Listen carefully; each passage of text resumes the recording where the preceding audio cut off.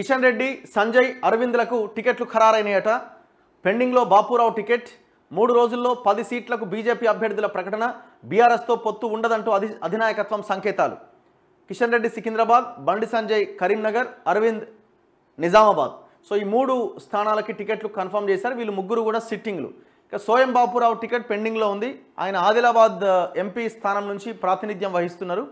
So ఆయన party మారొచ్చు అంటున్నారు, ఆయన మీద వ్యతిరేకత ఉంది అంటున్నారు. ఇట్లా రకరకాల కారణాల చేత అండ్ దట్టు లోకల్గా ఎవరైతే ఇప్పుడు ఆదిలాబాద్ పార్లమెంట్ పరిధిలో 4 ఎమ్మెల్యేలు గెలిచారో వాళ్ళంతా కూడా ఆయనకి అగెనెస్ట్గా ఉన్నారు. సో దీంతో హైకమాండ్ ఆలోచిస్తుందట, టికెట్ మార్చాలి అన్న ఆలోచనలో ఉందట. దాదాపుగా మార్చే అవకాశాలే ఎక్కువగా కనబడతా ఉన్నాయి. మరి ఒకవేళ ఆయన్ని అక్కడి నుంచి తీసేస్తే మరి ఆయన కాంగ్రెస్లోకి పోతారా, ఏం చేస్తాడు అన్నది చూడాలి. ఎక్కడుంది ఇది వార్త?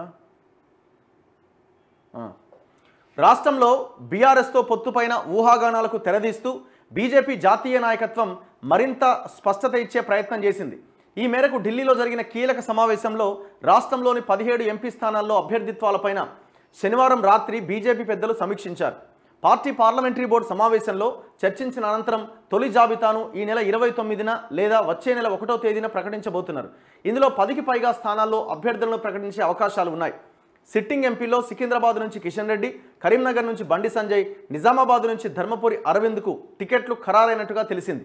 ఇక ఆదిలాబాద్ ఎంపీ సోయం బాపురావుకు టికెట్ కేటాయించే అంశం పెండింగ్లో ఉంచారని పార్టీకి చెందిన 3 ఎమ్మెల్యేలు ఆయన అభ్యర్థిత్వాన్ని వ్యతిరేకిస్తున్నట్లు ప్రచారం జరుగుతోంది.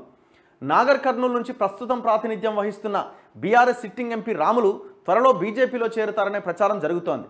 దీంతో ఆయనకు లేదా ఆయన తనయుడు భరత్కు బీజేపీ టికెట్ కేటాయించబోతున్నారని పార్టీ వర్గాలు పేర్కొంటున్నాయి. మహబూబ్ నగర్ నుంచి డీకే అరుణ, ఏపీ జితేందర్ రెడ్డి, చేవేళ్ల కొండా విశ్వేశ్వర్ రెడ్డి, భువనగిరి బూర నర్సయ్య గౌడ్, మనోహర్ రెడ్డి, హైదరాబాద్ మాధవీలత లేదా ఉమామహేందర్, మల్కాజ్గిరి ఈటల, మల్క కొమరయ్య, మురళీధర్రావు, వీరేందర్ గౌడ్, చాడ సురేష్ రెడ్డి, మెదక్ నుంచి అంజిరెడ్డి లేదా రఘునందన్ రావు పేర్లపైన చర్చించినట్లు పార్టీ వర్గాలు వివరించాయి.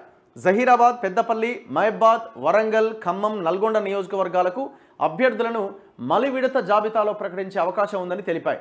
అభ్యర్థుల ఎంపికపైన పార్టీ పార్లమెంటరీ బోర్డు ఎన్నికల కమిటీ సమావేశం జరగలేదని ఆ పార్టీ రాష్ట్ర అధికార ప్రతినిధి మీడియా ఇన్ఛార్జ్ ఎన్వి సుభాష్ ఆదివారం తెలిపారు.